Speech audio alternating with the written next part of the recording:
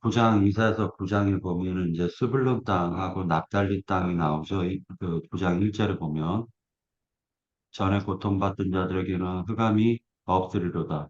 옛적에는 여호와께서 스불론 땅과 납달리 땅이 멸시를 당하게 하셨더니, 후에는 해변길과 요단 저쪽 이방의 갈릴리를 영화롭게 하셨느니라. 이렇게 기록하고 있어요. 자, 여기에서 예수님이 나사렛에 사셨잖아요. 그 나사렛이 실제로 어느 지파 땅이라는 거 생각해 보셨나요? 네. 아니요. 그 나사렛이 무슨 나사렛에서 선한 것이 나겠느냐라고 말했죠. 그렇죠. 나다나엘이. 그러니까 그 나사렛이라는 그 지역이 납달리 땅이에요. 납달리 땅. 저주받은. 그래서 납달리 땅이라는 이 지역이 결국에는 성경에서는 이제 그 압축해서 얘기할 때가 많아요. 스불론 땅하고 납달리 땅, 이 지역이 실제로는 이제 상당히 북쪽에 있는 이스라엘의 최북단에 있다라고 보시면 돼요. 이스라엘 지역에서. 그런데, 에루살렘 지역에서는요, 그 납달리 땅이라고 하는 그 지역이나 스불론 땅을 갖다가 상당히 이렇게, 지금으로 말하자면 전라도 아, 네. 땅으로 본 거예요. 왜 그러냐면, 미움받는 그 경상도 지역은 발전이 많이 됐잖아요. 그렇죠. 그렇지만 그 전라도 지역은 나쁘게. 그 벌써 이렇게 호남고속도로를 타고 가면은요, 불빛이 없어요. 네, 불빛이 없습니다. 그런데다가 그 밑으로 내려가면요, 어두워요. 되게 어둡습니다. 그 관광지 빼고는 상당히 어두워요. 그리고 사람들도 많이 살지도 않고. 개발이라는 느낌. 그러니까 가난하고 천박하고 배움도 없고, 그리고 도시와는 상당히 거리가 먼 그런 외진 마을에서 이렇게 살아가는 사람들, 그 사람들이 바로 납달리, 스불론 사람들이라고 보시면 됩니다. 그런데 여기서 그 스불론과 납달리 땅을 끼고 말하자면은 요단강 상류 쪽과 요단강 하류 쪽이 있어요. 그리고 갈릴리 지역이 갈릴리 바다가 싹 있는 겁니다. 그러니까 납달리 땅이 그 갈릴리 지역을 감고 있는 거예요. 감고 있는 거예요. 땅으로 보면. 그러니까 여기서 보면 이제 이방의 갈릴리라고 하잖아요. 이방의 갈릴리. 9장 1절에 보면 이방의 갈릴리라고 하지 않습니까? 자, 스불론 납달리 땅이 멸시를 당하였더니 후에 해변길과 요단 저쪽 이방의 갈릴리를 영화롭게 하셨다. 이렇게 얘기를 하는 겁니다. 자, 예수님께서 태어나신 곳은 유다 땅 베들레헴에서 태어나는 거예요. 그죠? 그리고 헤롯이 죽인다라는 천사의 현몽을 받고 애굽으로 2년간 내려가서 살다가 다시 올라와서 호적 등록을 하고 나사렛이라는 시골 마을에서 살게 되는 거예요. 예수님이 사역하기 전까지는 거의 나사렛에서 살았죠. 자, 그렇게 되어 있습니다. 그런데 요지는 뭐가 문제냐? 예루살렘 사람들이, 남유다 사람들이 가장, 어, 믿음도 없고, 천박한 사람들, 선한 것이 날 수가 없어. 라고 생각한 그 지역에서 예수님이 활동을 하셨다는 거예요. 자, 그 다음에 또 한 가지 우리가 좀 알아둬야 될 게 뭐가 있냐면요. 여기 한번 보십시오. 스불론 납달리 땅과 갈릴리 바다를 끼고 상류 쪽이죠. 끼고 대한민국 땅으로 보면은 북한 지역의 그 중간 지역이 사마리아 땅이에요. 그러니까 항상 스불론 납달리 갈릴리 어부들은 사마리아 땅을 거쳐서 예루살렘으로 내려올 수밖에 없어요. 유다 땅으로 내려올 수밖에 없단 말이죠. 그런데 유다 사람들은 그 사마리아 사람들이 부정한 사람들이라고 해가지고 돌아가는 겁니다. 그죠? 돌아가니까 사흘 만에 도착할 수 있는 길을 돌아 10일 만에, 15일 만에 가더라는 거예요. 왜? 부정 산다 이겁니다. 부정. 하는 지역이다. 자, 그러니까 그 땅은 이스라엘 사람들이 보았을 때는 그러니까 남유다 사람들이 봤을 때는 가치 없는 땅이고 선한 것이 날 수 없는 땅. 그리고 유다 사람, 남유다 사람들이 보았을 땐 그들하고 시집장가도 가고 싶지도 않은 거예요. 웬만해서 가고 싶지도 않은 거예요. 같이 일하고 싶지도 않아. 우리 한국은 전라도 지역이 다 그 전라도 사람들 하면은 아유 저 사람들 상대 못해 미움 많이 이렇게 하죠. 그치? 네, 많이 미움받지. 많이 미움받습니다. 요즘에는 덜 미움받지만은 옛날에는 전라도 사람이라면 공무원으로도 뽑지도 않았어요. 경찰로 뽑지도 않았어. 그것이 지가에서만 그러는 거예요. 네, 근데 저도 우리 부모님들이 다 전라도 사람이라서 그런 서러움을 알아요. 하물며 우리 아버지가 하시는 말씀이 너는 어디 가서 전라도로. 부모가 전라도 사람이라고 하지 말아라. 이런 말을 할 정도로 그런 말을 했습니다. 그러니까 멸시와 천대를 받는 그런 사람들이었다라는 걸 볼 수가 있습니다. 그치. 자, 그 다음에 뭐 우리 그 홍영재님이 다 말씀하셨으니까 짧게만 얘기를 하자면은 우리가 사절을 한번 같이 한번 볼게요. 사절에 보면은요. 2절하고 4절이 좀 대비되는 같은 좀 이렇게 연결되는 말이 있어요. 뭐가 있냐면 흑암에서 행하던 백성이라는 말이 나오죠. 네. 그 다음에 2절에 보면은 사망의 그늘진 땅이라는 말이 나오죠. 자, 흑암에서 행하던 백성에게는 큰 빛을 주죠. 네. 그 다음에 사망의 그늘진 땅에 그 거주하는 자들에게서는 빛이 비친다라고 되어져 있습니다. 자, 그러니까 그 흑암에 행하던 백성에게는 큰 빛을 주는 거예요. 네. 자, 그런데 이제 4절에서 보니까 이는 그들이 무겁게 맨 멍에와 그들의 어깨의 채찍과 그 앞제의 막대기를 주께서 꺾으시되 미디안의 날과 같이 하셨음이니라. 이렇게 되어져 있습니다.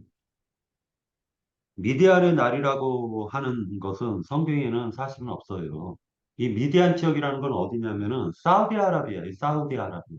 근데 얘네들이 워낙에 땅이 황폐하고 워낙에 땅에 농사도 안 되고 하니까 그 미디안 지역의 사람들은 무슨 짓을 하면서 살았냐면은 장사를 하거나 아니면 산적, 말하자면 아무르족속처럼 그냥 장사에 도가 텄거나 아니면은 그 퇴치, 그치. 빼서 남의 거 뺏는 거. 요게 이 특징이에요, 특징.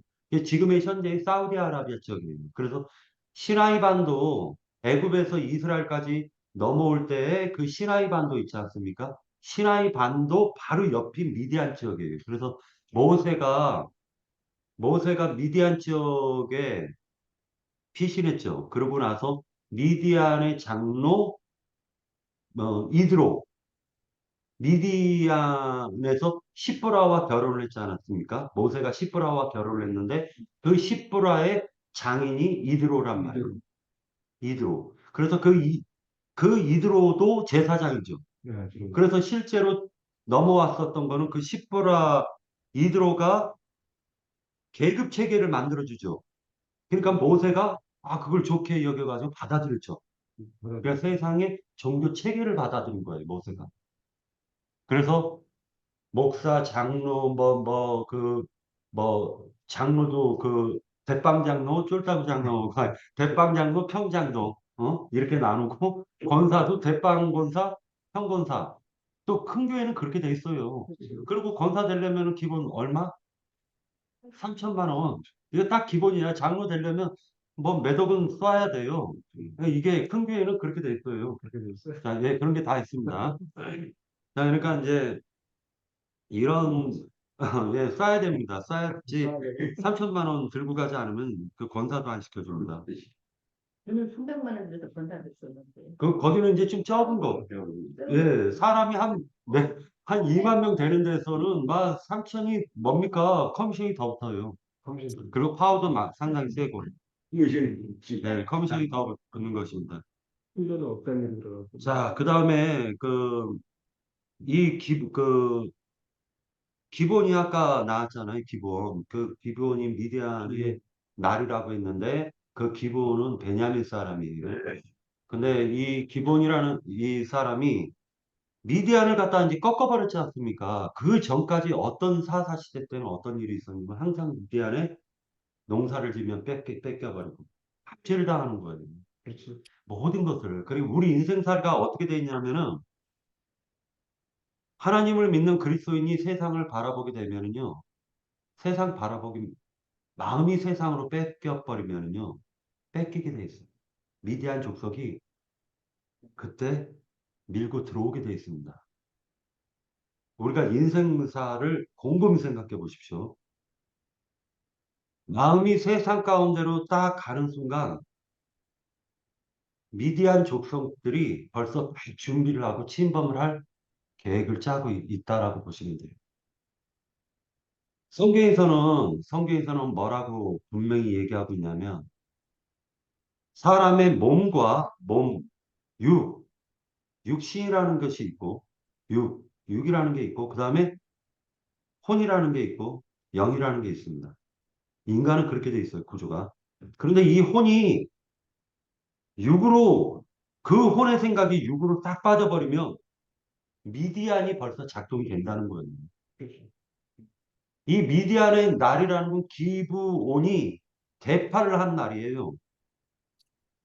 그리고 그 미디안의 왕을 끝까지 추적해서 죽이는 날입니다. 그러니까 다시 얘기해서 이건 반대로 얘기하면 미디안으로부터 완전히 해방받은 날을 기념한 거예요.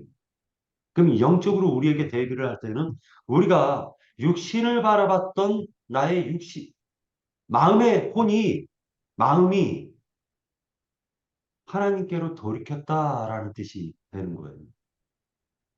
하나님을 바라보게 되었다. 방향을 하나님께로 향했다.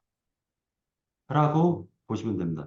이게 그래서 미디안의 날이라는 이 부분은 개인적으로도 만나야 되는 거예요. 이건. 개인적으로 하나님을 나의 마음이 혼이 하나님을 향해 나아가려고 하는 그 개인적인 마음도 있어야 된다는 그게 바로 개인에게 있어서의 미디안의 날인 거예요. 세상을 추구했던 마음이 하나님을 추구하는 마음으로 바뀌었을 때 그때 나에게 미디안의 날이 이루어진다라고 생각하시면 될 것입니다. 자, 그럴 때 한 아기가 우리에게 난다. 이것이 한 아기는 한 징표였었고 이것은 이사야 선지자가 얘기했었던 두 아들이 있었는데 그 중에서도 마지막 아들, 처녀가 아들을 낳아요. 처녀가 잉태하여 아들을 낳을 것인데 임마누엘이라 하라 한 그 아들, 그 증표를 보여준 마헬살렐 하스바스, 그 증표를 보여준 그 아들이 바로 여기에서 이제 모든 세상이 적용이 되는 게 한 아기로 적용이 된 거예요. 자, 그러면 여기서 우리가 이제 이 한 아기를 갖다 생각할 필요가 있는데 성경에 보면은 그리스도라는 말이 나오죠. 그리스도라는 말이 나오죠. 그리스도라는 말은 기름을 붓는다라는 말이죠. 예. 기름을 붓는다라는 뜻이 있단 말이에요. 자, 그런데 성경에서 왕, 제사장, 선지자에게 기름을 부을 때는 감람류를 붓는다 아니면 관유를 붓는다. 아니, 관유를 붓는 거예요. 감람류를 부으면은 인간은 하나님을 직접 만나는 거기 때문에 직사할 수밖에 없죠. 그러니까 인간은 관유를 관유를 감람류에 5가지 향품을 섞어 가지고 관유를 만들어서 그 관유로 인간 속에다 인간한테 부어줘야 되죠. 음. 자, 그러니까 결과적으로는 그리스도라는 말은 기름 부음 받은 자라는 뜻이에요. 그리스도라는 말은. 그런데 아까 홍영재님이 말씀하셨던 것처럼 그 근원, 근원자이신 그 하나님, 거룩하신 하나님, 말씀이신 그 하나님을 인간은 받을 수 없기 때문에 하나님 자신이 인간을 입고 이 세상 가운데로 오신 거예요. 어둠 속으로 오신 거예요. 하나님이 어둠을 뚫고 하나님 자신이 세상 가운데로 오신 겁니다.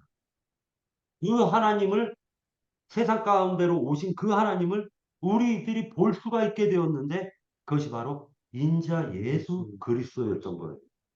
예수님만이 오직 하나님의 기름을 받을 수 있는 것이에요. 그럼 구약에 예표적으로 보여줬어요. 왕과 선지자와 제사장은 기름 부음을 받았단 말이에요. 그러나 그것이 아까 얘기했던 감람류가 아니라 관유를 받았죠. 그러나 말씀이신 하나님, 그 하나님, 근원자 하나님이 인간으로 오셔가지고 하나님의 순수한 완전한 영을 그 속에 담으셨다. 그러니까 하나님이 오신 거죠. 그렇죠.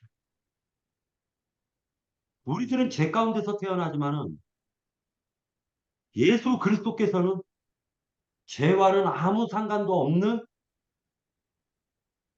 완전하신 인간으로 오신 거잖아요. 그분이 그 어둠에 말하자면 여기서 얘기하고 있는 무거운 멍에를 맨 그 고통을 다 당하셨죠.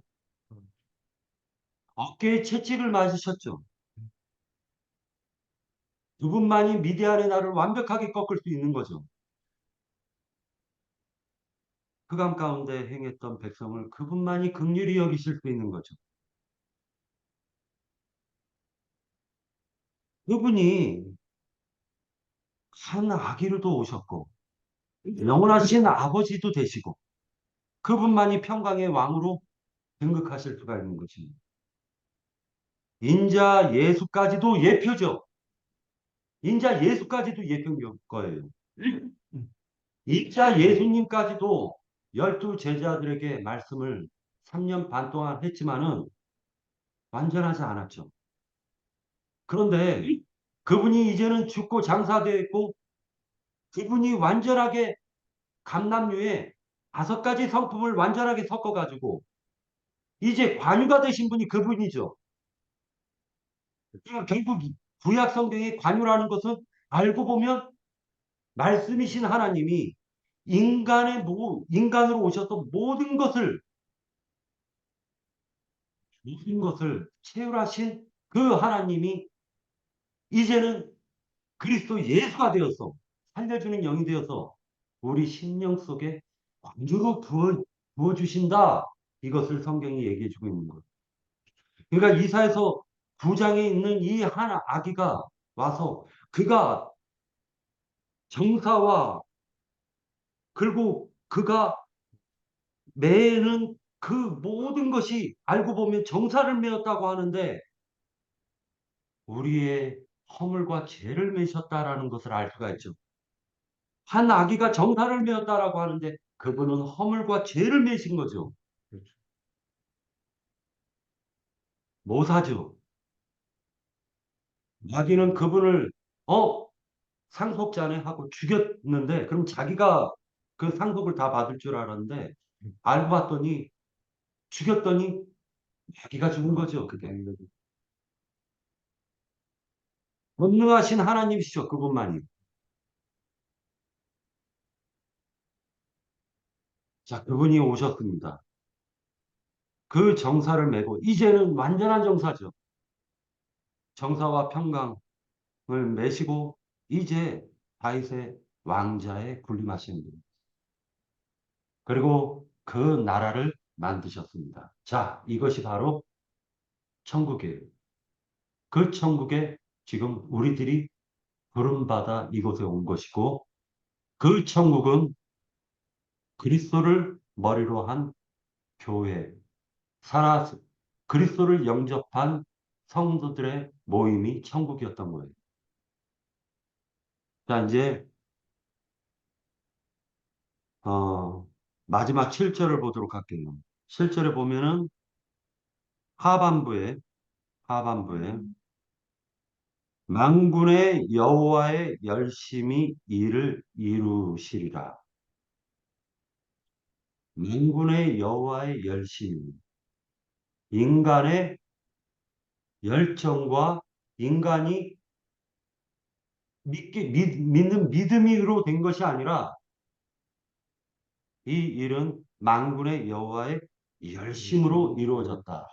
창세 전서부터 하나님의 마음에 만물과 만사와 만유를 창조하기 전서부터 하나님의 마음에는 이것을 간직하고 계셨고 그 일을 하나님은 열심으로 이루어내시고 계시다라는 뜻입니다. 어, 이것을 통해 가지고 한 가지 우리가 생각해 볼 것이 있습니다. 갈릴리와 유다 예루살렘으로 가는 그 과정 속에 중간에 사마리아가 끼었죠. 사마리아가 끼었습니다. 자, 위로는 갈릴리, 아래로는 유다예요. 예루살렘이에요. 그 중간에 사마리아가 끼어 있는 것입니다. 예수님께서 사마리아 수가성에 가서 사마리아 여자를 만나죠. 이 사마리아라는 건 알고 보면은 요셉 자손의 두 지파를 의미하고도 있는 거예요. 다시 얘기해서 에브라임과 므낫세, 네. 특히 에브라임이 사마리아라고 보시면 됩니다. 므낫세는 가장 큰 땅을 받았어요. 동쪽에서도 받고 서편에서도 받았습니다. 그런데 에브라임과 므낫세를 가리켜서 여로보암이 에브라임 사람이란 말이에요. 그리고 북이스라엘은 에브라임이 왕족이 많이 됐단 말이에요. 그러다 보니까 에브라임이 열 지파를 지배하게 됐는데 그 에브라임을 가리켜서 성전에도 못 오게 만들었다는 거예요. 남유다 사람들이. 원수지간이 돼버린 거예요. 그래서 사마리아 사람들이라고 하는데 말하자면 대표가 바로 에브라임 사람이다라고 보시면 돼요. 그리고 그 에브라임, 즉 다시 얘기해서 하나님 그 말하자면 예수님이 활동했었던 그 갈릴리 지역과 납달리 지역에 그리고 그 스불론 지역에 예수님이 했고 그 바로 밑에는 사마리아가 있고 사마리아 밑에는 유다가 있는 것인데 예수님께서는 그 사마리아를 거쳐 수가성에 이른단 말이에요. 남유다에서 봤을 때는 수가성이 그렇게 먼 지역이 아니에요. 근데 가나안 땅, 그러니까 갈릴리 땅으로 가려면은 돌아서 가는 것보다 사흘길인 그 수가성을 거쳐서 가는 게 월등히 빨라요.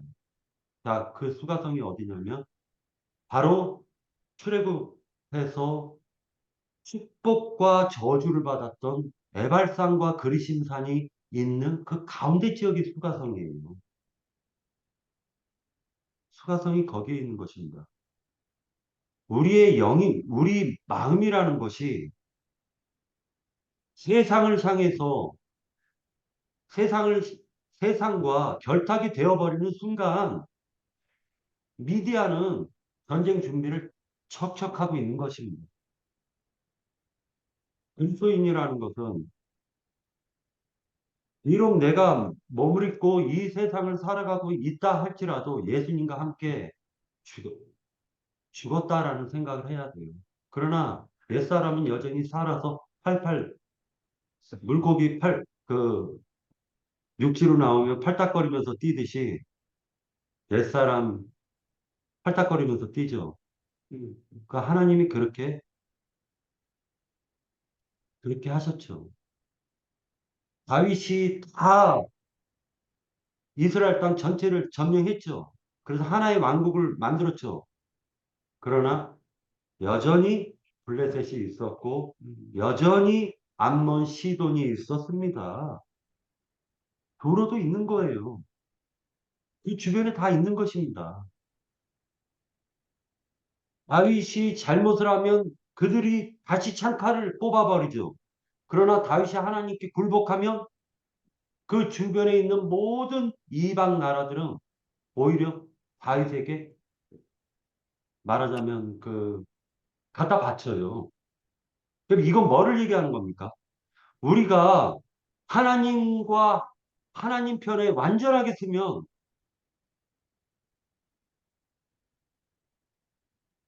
이제 그걸 갖다 체험하려고 저도 노력하고 있는데 하나님 편에 완전하게 나의 영과 마음, 온 정신을 다 하나님 편에 드리면 오히려 왼수들이 공물을 갖다 바치는 사건이 벌어진다는. 암몬, 시돈, 블레셋 이런 자들이 두로 이런 자들이 오히려 이거 드시옵소서 저거 드시옵소서 할 수가 있다라는 거예요. 하나님을 편에 섰을 때. 그러나 세상을 향해 내 마음을 향했을 때는 그들은 공물을 갖다 바쳤던 자들이 창칼을 준비해 가지고 공격하려고 달라들 거라는 걸 성경에서는 지금 영적으로 암시하고 있는 것이 아닐까라는 생각을 합니다. 오늘 이 말씀을 통해 가지고 형제 자매님들이 깊이 생각해 주셨으면 좋겠습니다. 예, 여기까지입니다. 예,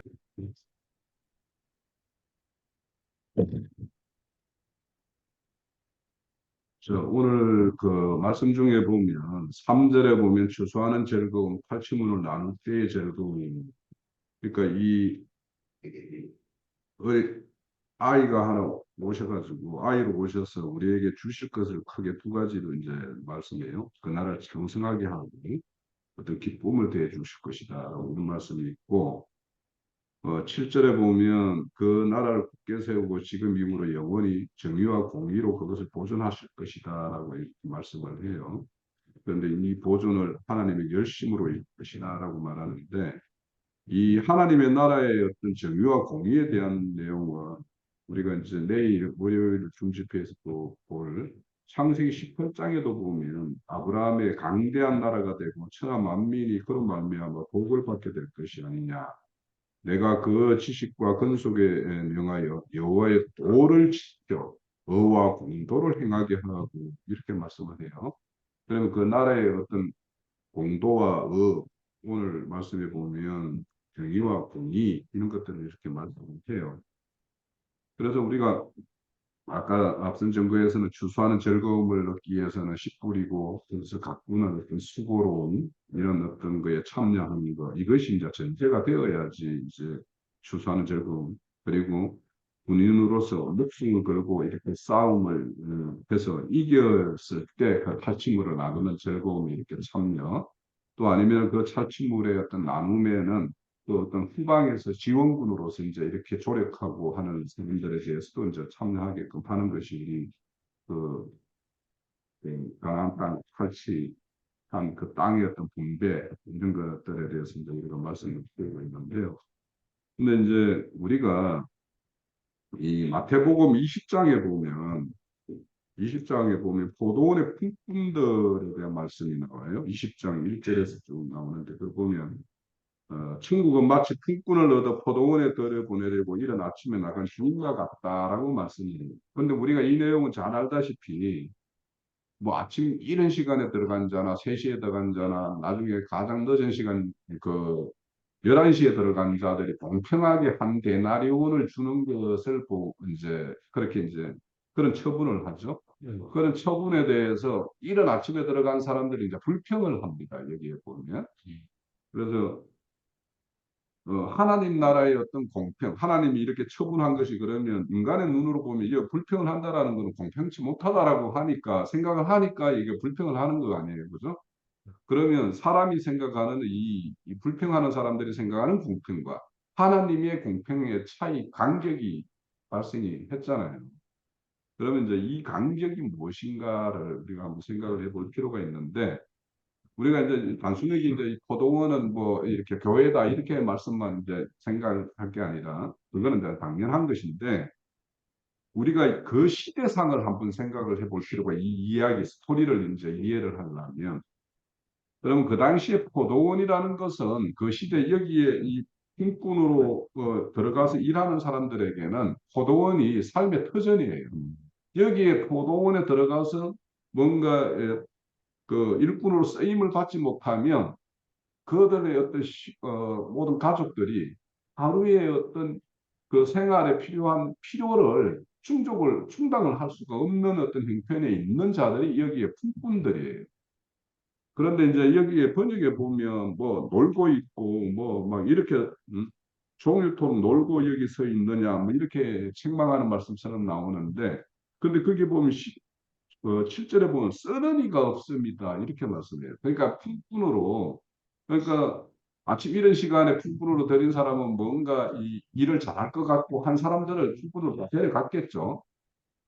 그러면 그렇게 필요한 사람들을 다 들인 다음에 이렇게 남는 사람들은 뭔가 이렇게 제대로 이 주인이 보기에는 이렇게 일을 수행하지 못할 사람 같으니까 이제 남게 되고 남게 되고 남게 된 사람들이 그러면 그 사람들이 거기에 어떤 인력 시장인데 여기에 장터라고 하는 게가 그러니까 인력 시장에서 끝까지 그 일을 마치기 1시간 전까지 거기에서 남아 있는 사람들은 왜 거기에 남아 있는가를 우리가 한번 생각을 해볼 필요가 있는 거죠.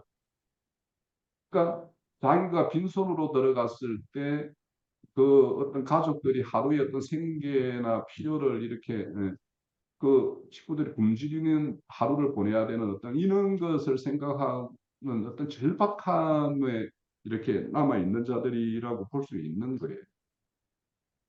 그래서 우리가 이 말씀을 이렇게 볼 때, 하나님의 어떤 기본 구원과 이룰 구원에 대해서 하나님의 어떤 이런 거 우리 그렇게 이제 이론을 잘 가지고 있어요. 우리 그런 말씀을 잘 배우고 있는데, 우리가 여기에 이제 추수하는 즐거운 탈취물과 밑에서 말하는 어떤 정의와 그 나라의 정의와 공의를 우리는 이렇게 분별을 해야 되는데, 하나님은 우리가 많은 사람들이 내가 최근에 이제 그 여가정인가 할 때 그 사람들은 사랑의 하나님만 생각을 합니다. 자비와 긍휼의 하나님. 그래서 은혜를 베풀어 주시는 하나님으로만 생각을 하니까 그러니까 여기에 공정과 공평이라는 이 단어들을 찾아보면은 심판이라는 말이 딱 나온단 말이에요. 미시파트라고 그래가지고. 그럼 하나님은 사랑의 은혜를 베푸시는 하나님이면서도 그 은혜에 합당하게 그 반응하지 않는 자들, 오히려 그것을 거역하고 대적하는 자들, 이런 자들에 대해서는 반드시 심판이라는 것이 전제가 되어 있는 것인데, 그래서 우리가 이 흑암이라는 것도 오늘의 흑암에 있는 자들이 빛으로 나오게 하는 어떤 그 일을 하기 위해서 오신 어린 아이, 그분을 이렇게 말씀을 하는데, 그러니까 흑암은 심판의 대상이에요.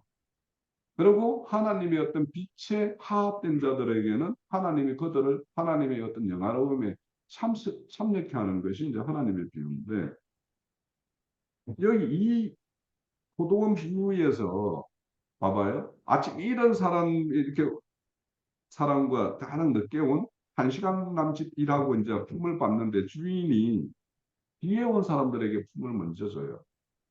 품을 먼저 주면서 한 달란트를 주고 하니까 그 사람보다 먼저 들어온 사람들은 나는 그럼 저 사람이 한 달란트 받았으니까 나는 저 사람보다 일을 한 3곱 했으니까 3배를 받을 수도 있겠네. 이런 기대를 가지고 있다가 불평이 막 쏟아지거든요. 그러니까 나는 더운데 이렇게 수고를 했는데 왜 이렇게 부당하게 합니까? 라고 하는데 근데 이제 여기 드릴 때 약속을 했죠. 한 데나리온을 주겠다고.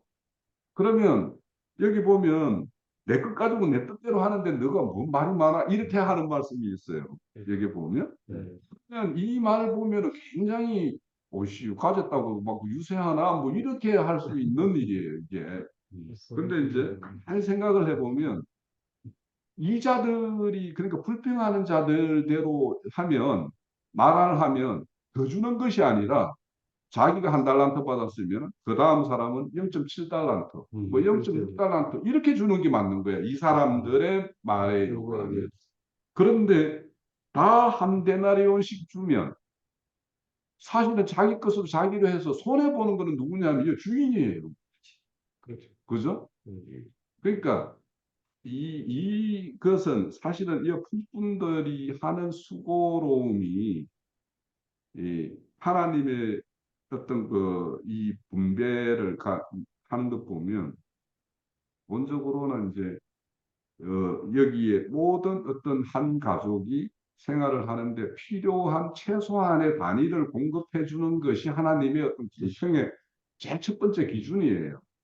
어, 그래서 우리가 이렇게 하나님 나라의 어떤 공의를 생각을 할 때 우리가 세상적인 가치로 이 불평하는 자들과 아니면 이 불평하는 사람들이 이렇게 배당해야 된다라고 하는 것 이런 생각과 하나님이 생각하는 공평과 공의가 무엇인가 이 가운데에서도 하나님은 어떤 자비와 긍휼을 베풀고 있는 것인데 그런데 그 자비와 긍휼을 인간의 어떤 생각과 판단으로 이렇게 재단을 해가지고 왜 이렇게 불공평하게 합니까라고 이렇게 생각을 한다라는 거예요.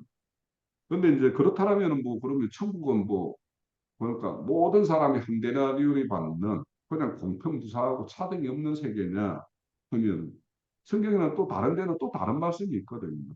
왜냐하면 우리 달란트 비유에도 보면 한 달란트, 두 달란트, 다섯 달란트 가지고 장사한 사람들에게 그 장사한 가치에 따라서 더 더해주고 이런 어떤 걸 한단 말이에요.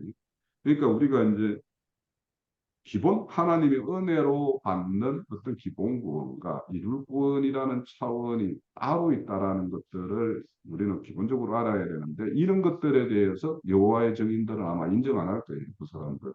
이것도 인정을 안 할 것 같고. 그런데 이제 우리가 하나님 나라의 어떤 공평 무상한 것들을 이제 이거를 교회에다 적용을 한다라면 이제 사도처럼 죽을 고생을 다 하고 하나님의 어떤 구원에 참여하는 자가 있는가 하면 뭐 1시간 동안 일하고도 참여하는 사람이 있을 수가 있는 거죠.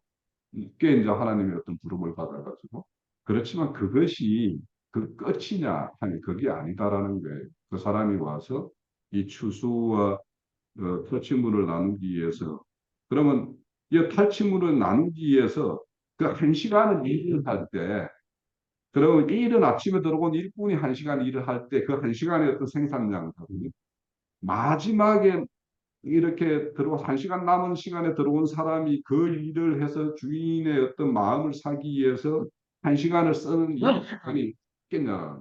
그것도 또 한번 생각을 해보면 내가 1시간 일하고 품을 받아가지고 가려면 얼마나 열심히 하고 뭔가를 해야 되고 내가 있는 혼신의 힘을 다해야 되는 거예요.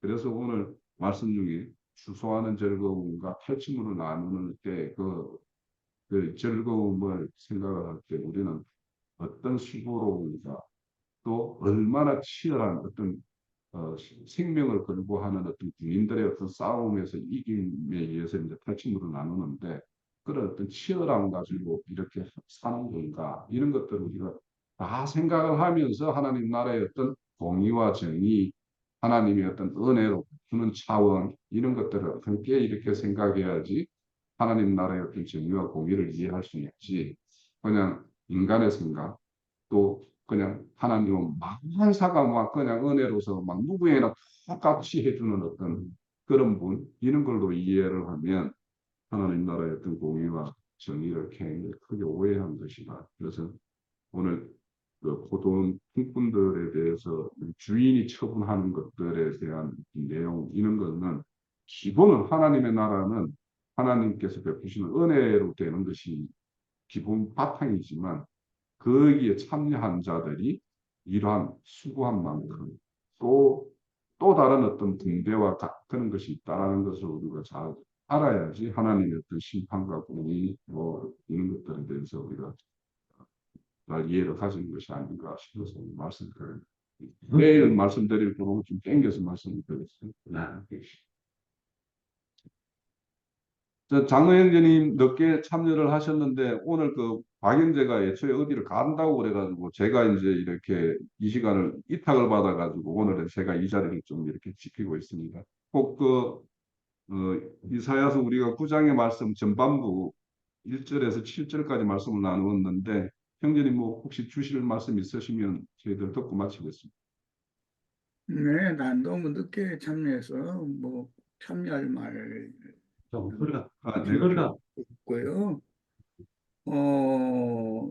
저기 제가, 어제 제가, 그저께지 우리 저 박형제 줌집회를 그날 안 했던데 누구 줌집회를 이게 맡아서 하실 분을 이게 좀 총병을 하는 그런 얘기를 해놨던데 누가 맡아서 하시면 해야 되지 않겠어요? 어차피 누군가 오늘 그것을 좀 결정하고 돌아가셨으면 좋겠네.